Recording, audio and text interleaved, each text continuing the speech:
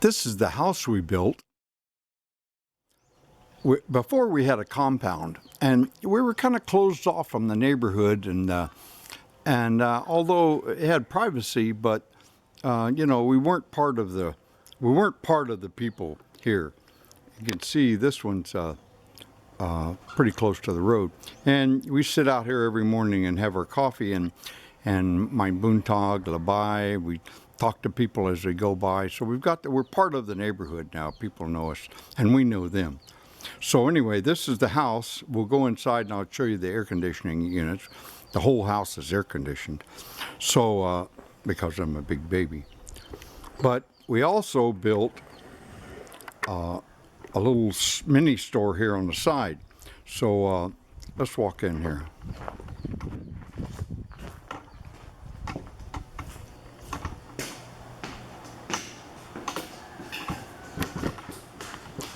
Okay. So this is the mini store.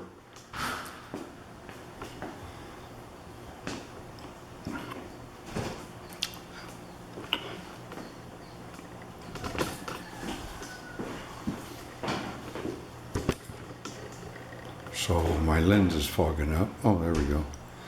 We got CCTV already, and we're going to start loading this as soon as we get the profit from our camote. We'll talk about that later. But you can just dump money into one of these places. There'd be no end to it.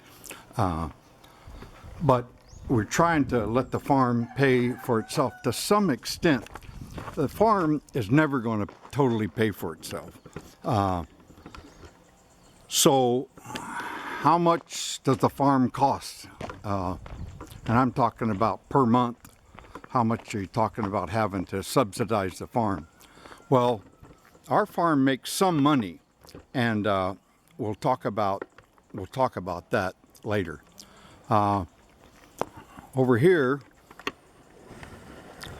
is something to behold. Those are stalactites and stalagmites, and my wife Chan has got it all lit up at night on these solar-powered little fairy lights and everything. And oftentimes in the evening, people come out here and take photographs of it. But it's a septic tank. So we've got one of the nicest septic tanks in Caraga. So anyway, let's see what we got right here. This is our water system, and I'll take photographs of that. And this is our mess hall. I'll take photographs of that. And over here, the double doors is a storage room, and I'll take photographs of that. We have 2 storage rooms, which I'll show, but you can never have too much storage. Okay. We have 2 vehicles here. We have a little minivan, mini. This is a tricycle that one of our helpers has. 2 of our helpers have tricycles. This is a little 4-wheel drive pickup that we used around the farm here. These things will cost you about anywhere from 200,000 to 250,000 pesos, so $4,000 or $5,000. They're refurbished. They come from Japan.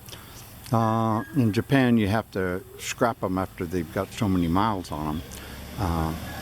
This little van over here only had like 25,000 kilometers on it when we got it, and they rebuild them. They shift the steering over to the left-hand side and that type of thing. But this van, a lot of my friends have the big fancy Toyota SUVs and whatnot, but I've had this van for 8 years now. I paid 180,000 pesos for it, and it runs great, and seats 4 comfortably, and storage in the back, so we use it to go make runs down to Cagayan and Davao, where they've got what they call SNR, which is exactly the same as Costco.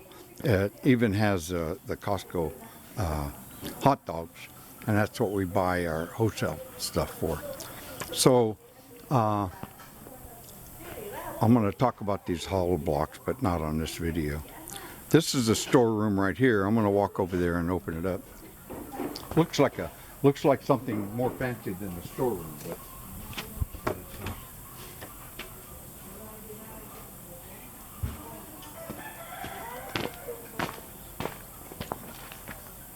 Let's walk up here.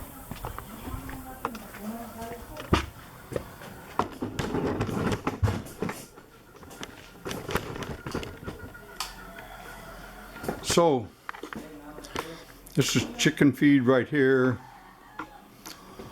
and always have to have golf clubs out on the farm. But the storeroom, you know, may be a good time to talk about what it costs to run a farm here. On our farm, we have 5 helpers, full-time. We hire up to 15, 20 when it comes to harvest time or planting time or something like that. They're day laborers. We pay our day laborers 300 pesos a day, and we feed them breakfast, merienda, which is a lunch or a coffee break. We give them bread and coffee and Coke, and then lunchtime we feed them lunch, and it's a substantial lunch. We feed them fish and vegetables and rice, of course, and so they do good. And we don't just give them water, we give them Coke and orange and things like that, and oftentimes we give fruit, like Lanzones or something like that as well. So what do we pay? Well, for our full-time employees, we start them off at 6,000 pesos a month, and that'll last for a few months while we see how things work out. We have a foreman here, Bobong, and he runs the show. So basically, Chan and I sit down and figure out what we want to do, and we give the project to Bobong, and he knows how to do it and gets it done. So everybody works for Bobo. We have one guy that primarily takes care of the animals, chickens, goats, dogs, that type of thing, but we'll get into that later. Our full-time helpers, the ones that's been with us for a while, we pay 10,000 pesos a month, and we provide money for their Social Security and for their national health, Phil Health. We also, we'll gather them all up, and we had James, our driver, and other things, teach everybody how to drive, so we send them en masse down to the DMV, which they call the LTO, Land Transport Office, and to get their driver's license. So we got everybody their driver's license. One of the guys had a little bit of difficulty passing the eye exam because he couldn't read. So Chan, my wife, is a retired master teacher whose specialty is in reading, and she raised 3 kids and put them all through college by herself, and she made more money tutoring on the side, tutoring for reading, than she made as a school teacher.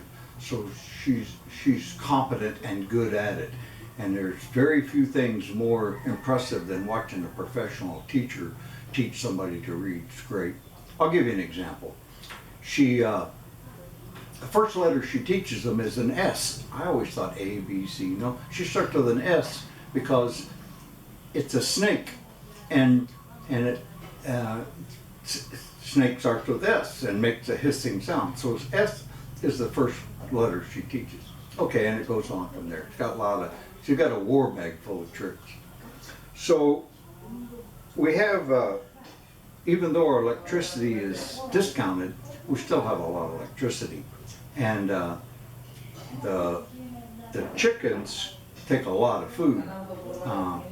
Right now, our monthly feed bill for chickens is about 30,000 pesos a month. Our food for the kitchen for the helpers and whatnot is about 1,500 pesos every day. So we have food for me, cable TV, Wi-Fi, and then we have, we're constantly in construction. I figure we've been here about 2.5, 3 years, and I figure it's going to take another 2.5 years to complete everything. That's including guest houses and all of our chickens. We'll eventually have 1,000 chickens here. But chickens, eggs, you think eggs make money, and they do to some extent. Eggs are like toilet paper. Everybody's got to have them, and they don't last long. So, but the thing is, the feed is so expensive here, and the price of eggs is not great. We sell a tray of eggs, what we call a flat. We sell it for 155 pesos, and so we produce about 5 to 8 trays a day. So when you take aside paying June to help feed and water and give the vitamins and everything, and we do organic, so the feed is a little more expensive, and our vitamins and minerals we put in the water. They're a little more expensive. So if you add it all together, it costs about 130,000 pesos to run this farm, not counting what the farm makes. You have to subsidize it to about 130 to 150 pesos a month. So, not cheap to be a farmer. The only cheap around here is the piso, the chicks, cheap. Okay, so I'm going to wrap this up for this video, and then we'll go more into the facilities, and then we'll go about what we got planted here and harvest and all of that stuff. Okay, so I'm going to say adios.